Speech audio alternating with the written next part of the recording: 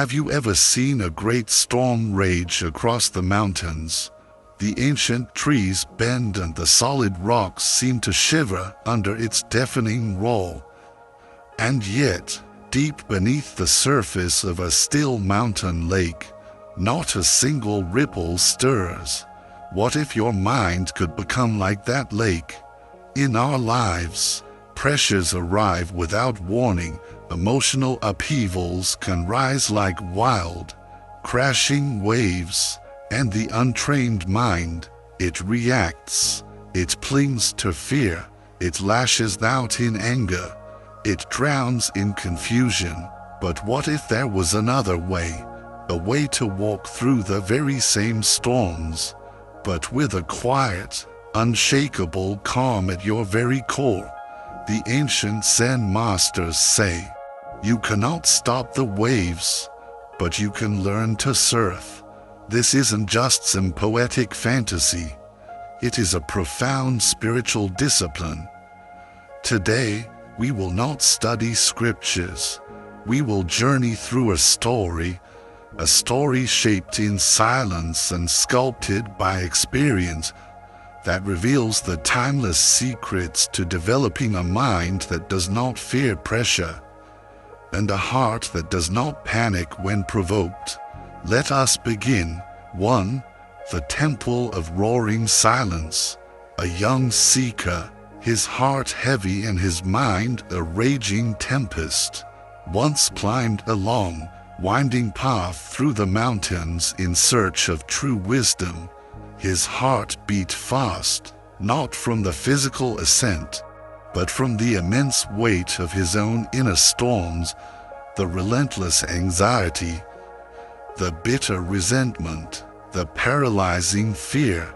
He sincerely believed that a great master would offer him a secret technique, a magical mantra to stop his anger, to silence the panic, and to bring him a sense of serenity when the pressures of life boiled over. But when he finally arrived, the master simply handed him a broom. Sweep the temple floor, the master said calmly. Sweep until you can truly see the floor. So, the seeker began to sweep. At first, he swept with great, forceful effort, then with a growing sense of irritation. The dust, it seemed, was absolutely endless. His thoughts ran wild. Why am I sweeping? I came here for profound teachings, not chores. What a waste of time. Yet, he kept sweeping. Hours melted into what felt like an eternity. And then, a strange and beautiful thing began to happen. His frantic thoughts, having nothing new to feed on, began to slow. His burning irritation started to fade into a quiet resolve. The simple, rhythmic sound of the broom brushing against the ancient wooden floor grew steady, almost meditative. For the very first time, he noticed his own breath. Then, he noticed the profound, deep silence behind the sound of his breath. He stopped sweeping, looked around the now spotless temple, and saw the floor, clear, still, and unmoving, perfectly reflecting the soft light from the window. And in that pristine, silent moment, he understood, controlling his emotions. He realized, begins with the simple, patient work of cleaning the clotted surface of the mind. Only a quiet mind can ever hope to reflect the truth. No secret technique was needed. The presence he found in the simple act of sweeping was the teaching. So, how do we begin to sweep our own inner dust? Every single emotional reaction is like a cloud of dust, obscuring the clear, bright mirror of our own awareness. Fear is the dust of a past we cannot change. Anger is the dust of a wounded pride. And anxiety is the dust of a future we cannot control.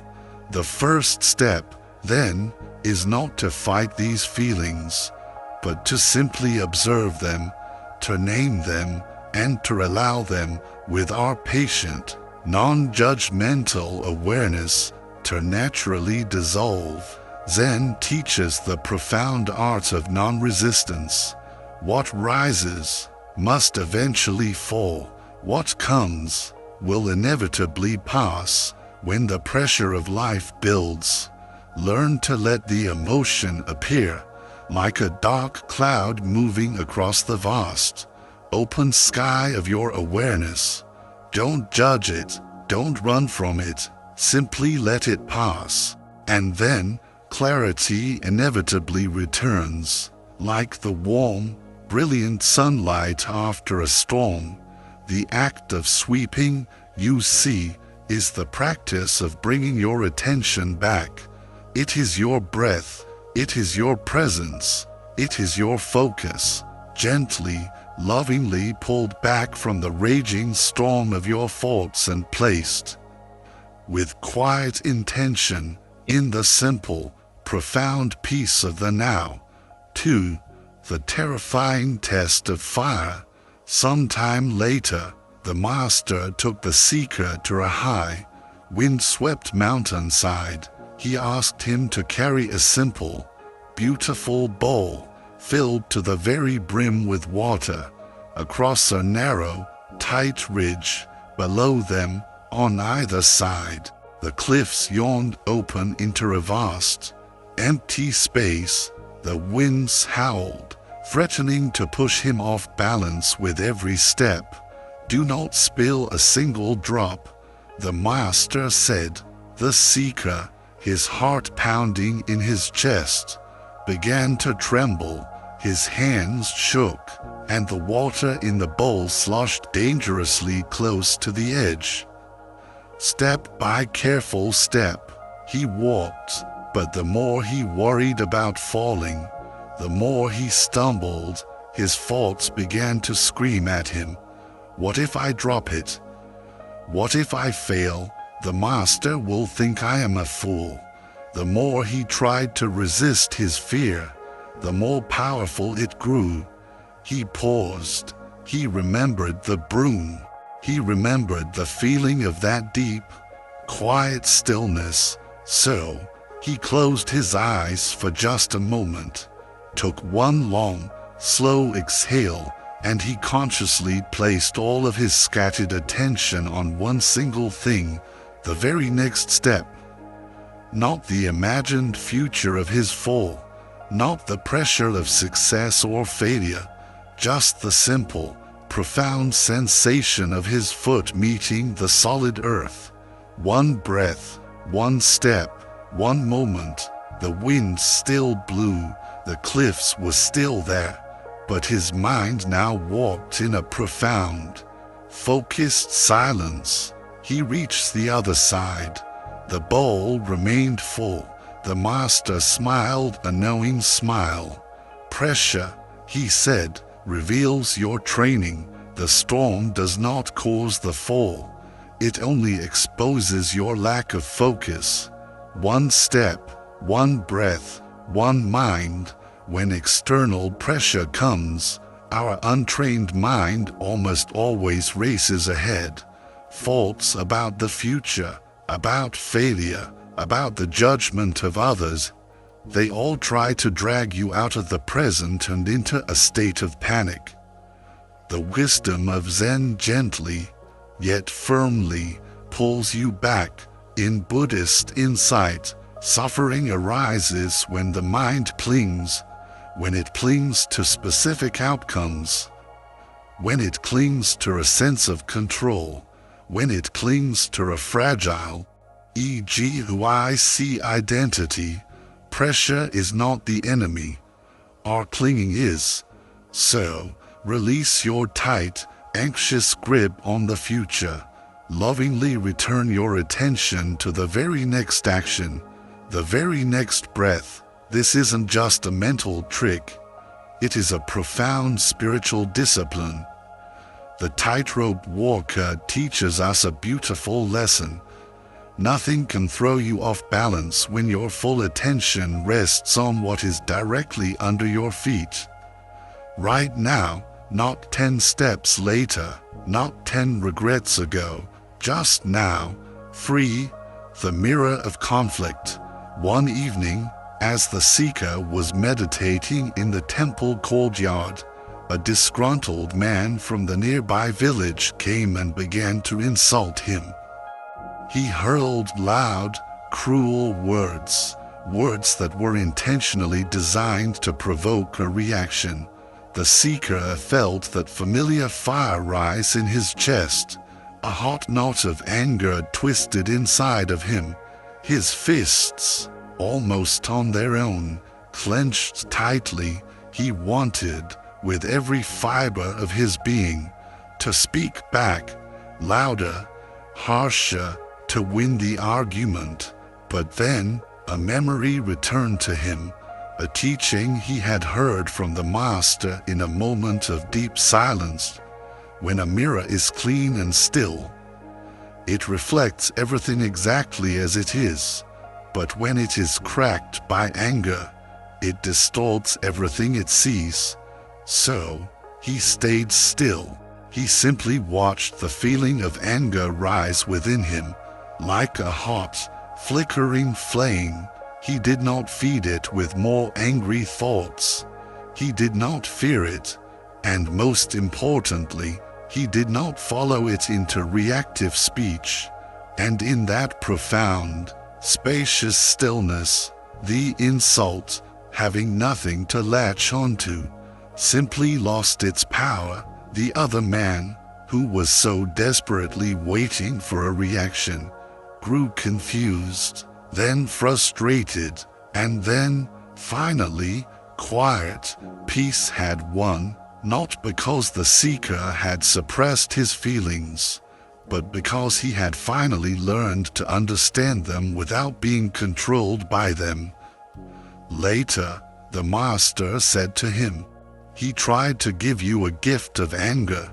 You, in your wisdom, chose not to accept it. That, my student, is true power. In the profound teachings of mindfulness, we learn that between what happens to us, the stimulus, and how we respond, there exists a sacred, precious space. Most people react instantly, like thunder following lightning, with no space at all. But in that tiny moment of pause, true wisdom lives. Anger is a fast, impatient guest. It arrives like a thief in the night. It steals your peace, and then it runs away, leaving you with the mess. But if you can learn to sit with it, to simply observe it, and to speak not from it but through your calm, spacious awareness, it simply melts away. To control your emotions does not mean to suppress them. It means to widen that sacred gap between the trigger and your reaction. And in that space, my friends, your higher, wiser self awakens. This is how clarity wins, not through force, but through spaciousness. These first 3 lessons, cleaning the mind, focusing on the present, and mastering the pause, are the foundation. But what happens when the pressures are not just minor annoyances, but life-altering storms that shake the very foundation of your being? How do we find clarity then? That is the journey we will embark upon right after this.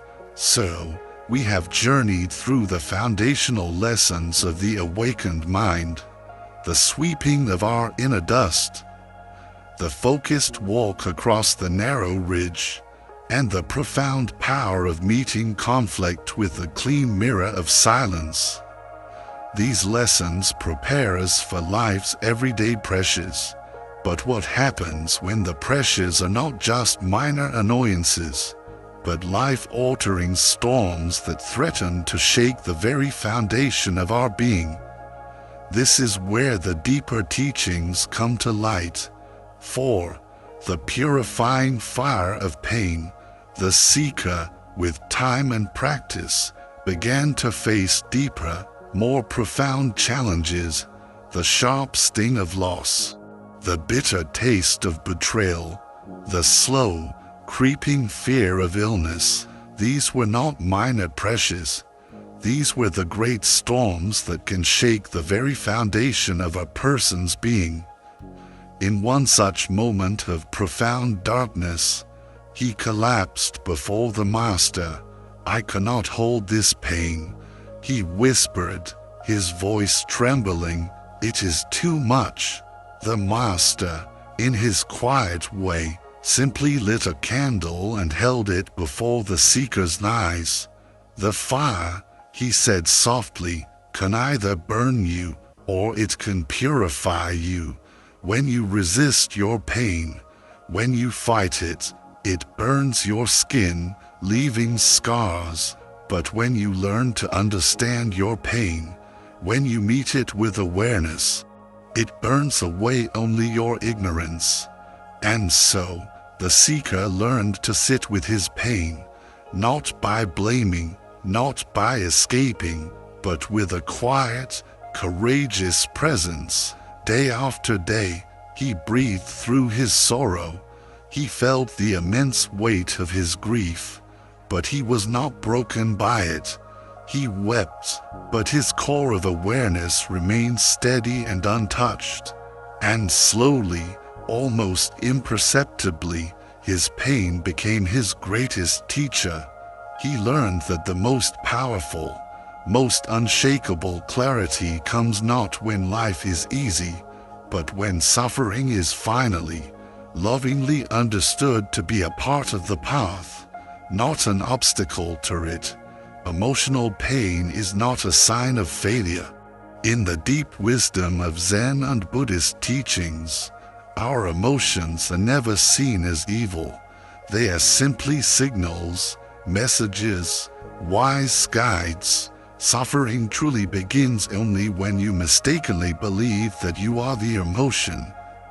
Sadness arises not as a weakness, but as a reflection of what you have loved. Fear appears not to defeat you, but to awaken your alertness. And anger often explodes not as a sin, but as a powerful, illuminating sign of a deep, underlying attachment. Pain, when met with the pressure of life, is like intense heat applied to metal. It has the power to shape your character, to burn away your illusions, and to reveal your true, indomitable strength. 5. The wisdom of the bending bamboo. One particularly stormy day, the Master took the seeker to a grove of tall, slender bamboo. Fierce, howling winds blew through the grove, but the bamboo did not break.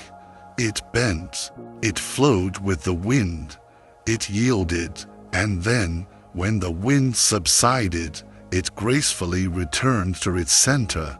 "Learn from the bamboo," the Master said. "Flexibility is true strength."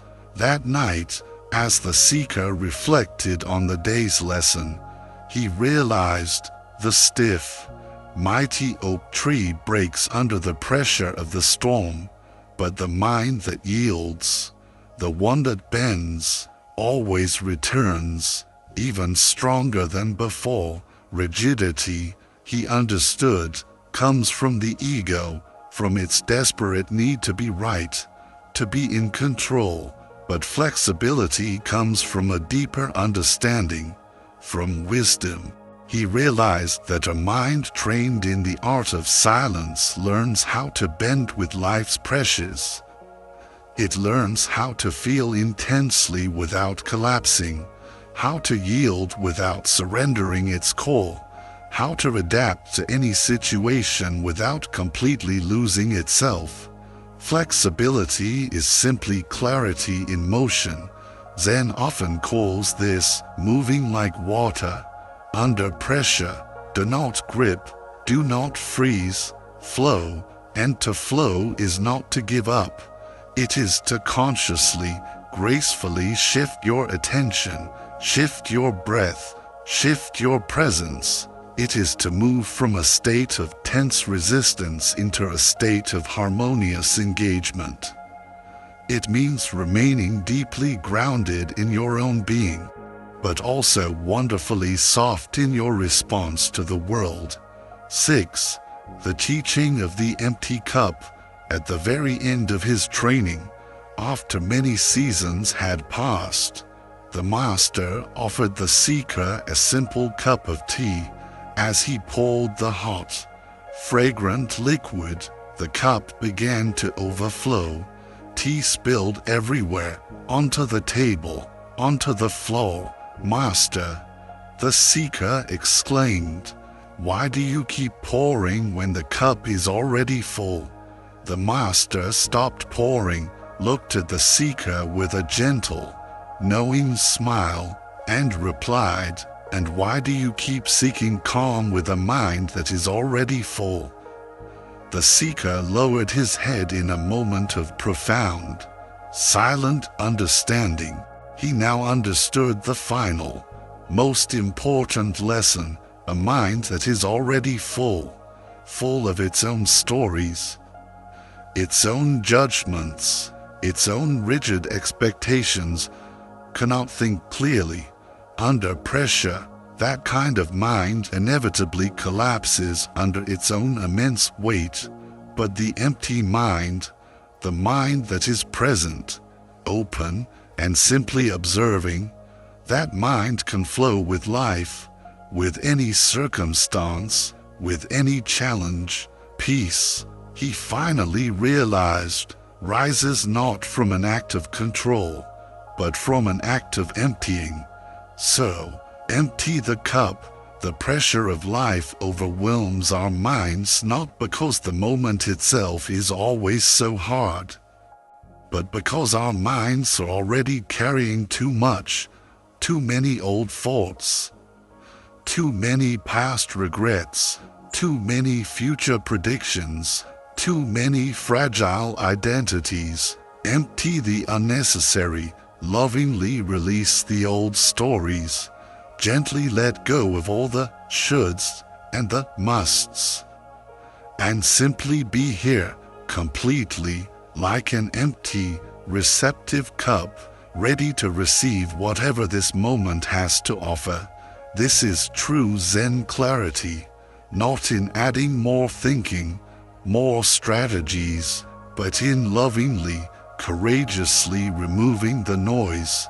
In that profound silence, the answers you seek often become as clear and as beautiful as the stars in a dark night sky.